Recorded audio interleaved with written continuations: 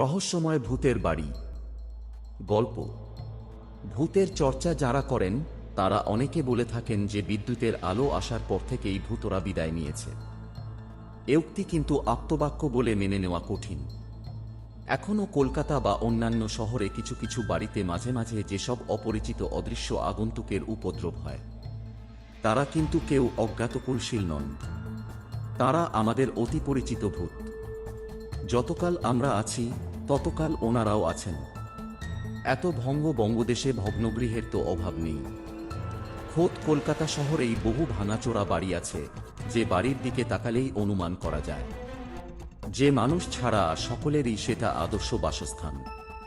পথের উপর দাঁড়িয়ে সেই সব পোড়োবাড়ির সৌন্দর্য খুঁটিয়ে খুঁটিয়ে তৃপ্তির সঙ্গে নিরীক্ষণ করতে ভালো লাগে, কিন্তু তার অন্দরে পা ফেললেই অন্যরকম সাহস বলে যে অদূরটি আমাদের হৃদয় কন্দরে বসে সরকারি বাড়ি যাতে ভূতের উপদ্রব হয় তাই নিয়ে আমাদের ভুতুড়ে বাড়ি মুহূর্তে অন্তর্হিত হয়।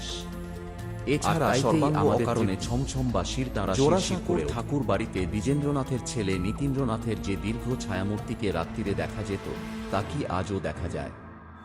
আলিপুরের হেস্টিংস হাউসে আজও কি ওয়ারেন হেস্টিংসের জুড়ি গাড়ি মাঝরাতে এসে দাঁড়ায়? এখনও কি তিনি কাঠের সিঁড়িতে আওয়াজ তুলে তাঁর হারানো দলিল আর ফটো খুঁজতে আসেন? ভালহৌসি স্কোয়ারের বোর্ডিং প্লেসের আগেকার রেডিও অফিসের যে সাহেবভূত দেখে গায়িকা ইন্দুবালা ভয়ে কণ্টকিতা, গিটার শিল্পী অমিয় অধিকারী অজ্ঞান হন, তিনি কি আজও সেখানে হানা দেন? রাইটার্স বিল্ডিংয়ের ১ নম্বর ব্লকের একটা বিশেষ দপ্তরে আজও কি গোঙানির আওয়াজ মাঝরাত্রিরে শোনা যায়? গভীর রাতে হাইকোর্টের বারান্দা থেকে জজ সাহেবের হাতুড়ি পেটার শব্দ কি আজও ভেসে আসে? এখনও কি সেখানে নিস্তার নামে নাচনেয়ালি মেয়েটি তার হত্যার সুবিচারের আশায় তার মুগুহীন দেহ নিয়ে কবন্ধের মতো নিশীথ রাত্রে ঘুরে বেড়ায়? এ নিয়ে কিন্তু আমাদের মাথা ব্যথা নেই, কোনো ঐতিহাসিকের কৌতূহল নেই। ইতিহাস যদি ভূত নিয়েই মাথা না ঘামায়, তবে বর্তমানক বিষাদের ইতিহাসের কি দশা হবে তা অনুমান করতে অসুবিধা হয় না।